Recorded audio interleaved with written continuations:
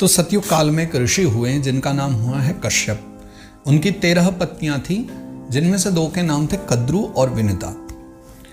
अब एक बार दोनों को ही पुत्र की कामना करते देख करके कश्यप जी उनसे ये पूछते हैं कि आप दोनों को कैसे पुत्र चाहिए और कितने पुत्र चाहिए। कद्रु जो है वो ये वरदान मांगती है कि हे कश्यप ऋषि, मुझे 1000 पुत्रों की कामना है। लेकिन बदले में विनिता कहती है कि मुझे पुत्र तो 2 ही चाहिए, लेकिन वो दोनों पुत्र कद्रु के 1000 पुत्रों की बराबरी करने वाले हों, इतने बलशाली और इतने बुद्धिमान और विद्वान होने चाहिए। अस्तु, कश्यप जी दोनों को वरदान दे देते हैं कि समय आने पर तुम्हारे पुत्र होंगे।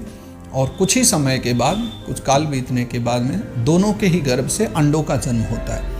कद्रु 1000 अंडों को जन्म देती है और विनिता 2 अंडों को जन्म देती है। और उसके पश्चात दासियां उन अंडों को गर्म पात्र में रख देती हैं और इस प्रकार धीरे धीरे समय बीतता है। और समय बीतता है 500 वर्ष का। 500 वर्ष बीतने के बाद कद्रु के जो 1000 अंडे थे वो सभी फूटते हैं और उनमें से 1000 बच्चों का जन्म होता है, यानी 1000 सर्पों का जन्म होता है। सांप जो हैं वो सब कद्रु के पुत्र हैं। लेकिन विनिता के जो दोनों अंडे थे वो अभी तक फूटे नहीं थे।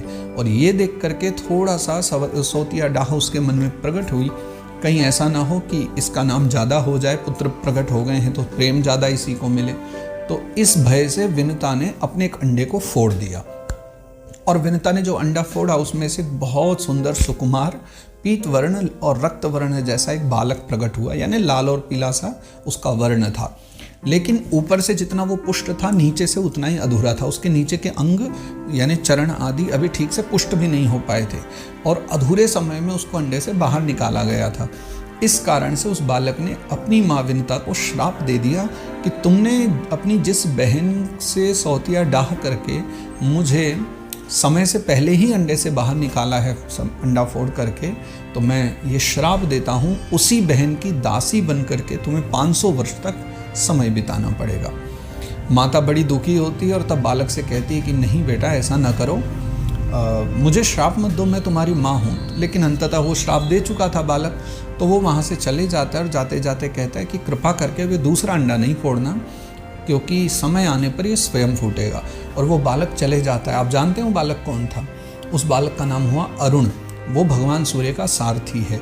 जब सूर्य देवता पूर्वोदय में, प्रातः काल जब पूर्व में सूर्य उदय होते हैं, तब आप जिनका दर्शन करते हो, जो लालिमा का आप दर्शन करते हो, सबसे पहले वो अरुण ही हैं। इसलिए हम लोग प्रातः काल के सूर्योदय को अरुणोदय भी बोलते हैं।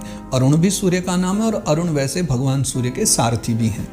अस्तु, 500 वर्ष बीतते हैं और 500 और वर्ष बीतने के बाद, यानी 1000 वर्ष का जब वो अंडा होता है, तब वो अंडा फूटता है और तब उसमें से एक बहुत सुंदर पक्षी का जन्म होता है, एक बालक का जन्म होता है, जिनका नाम होता है श्री गरुड़ जी महाराज। उनका तेज इतना अद्भुत था कि जब वो प्रकट हुए थे और धीरे धीरे जन्म के बाद बड़े होने लगे, तो देवतागण भी उनसे त्रस्त होने लगे थे। इतना प्रकाश था, अग्नि के समान दीप्यमान होते थे।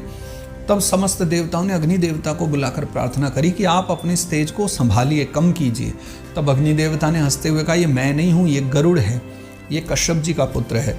और तब समस्त देवता आकर गरुड़ जी से प्रार्थना करते हैं। तब गरुड़ जी कहते हैं कि ठीक है, मैं अपने तेज को कम करता हूँ और अपने शरीर को भी छोटा कर लेता हूँ।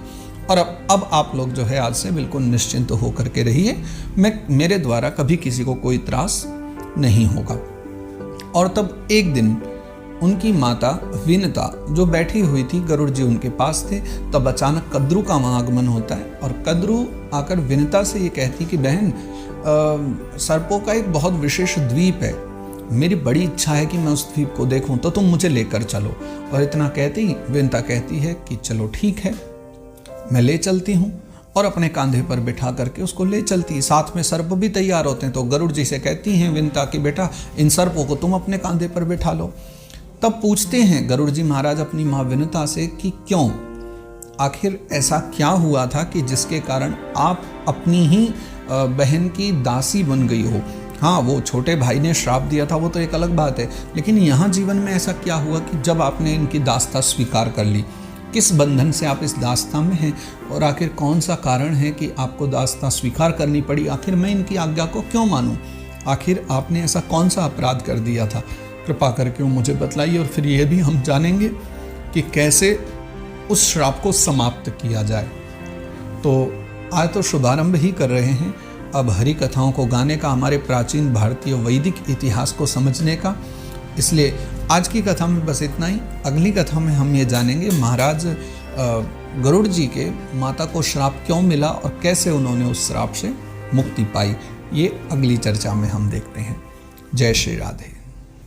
पिछले बहुत दिनों से मेरे मन में एक ये संकल्प था, एक इच्छा थी कि आज भी महाभारत, रामायण, रामकथा, भागवत जी से संबंधित बहुत सारी हजारों कथाएं ऐसी हैं जो आज भी संभवतः एक नई पीढ़ी को, या कहें अभी तो कुछ पुरानी पीढ़ी को भी उनका ज्ञान नहीं है। तो आज से एक नया प्रयास ही हम आरंभ कर रहे हैं कि कुछ कथाएं, ऐसी कथाएं जो अभी तक समाज में प्रचलित नहीं हैं, कुछ प्राचीन वैदिक काल की और कुछ उसके बाद की, वो जो कथाएं हैं संक्षिप्त भाव से ही कम समय में, कम शब्दों में अधिक कथा को जानने का प्रयास करेंगे।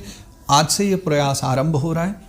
संभव है ठाकुर जी ने चाहा तो ये यात्रा भी बहुत लंबी चलेगी और इसमें हम विविध भागवत चरित्रों का, महाभारत के चरित्रों का, विविध प्रकार की कथाओं का गायन करेंगे। तो आप सब बने रहिए साथ में और इसी प्रकार हरि कथाओं का हम गायन करते रहेंगे। जय श्री राधे, जय श्री श्याम।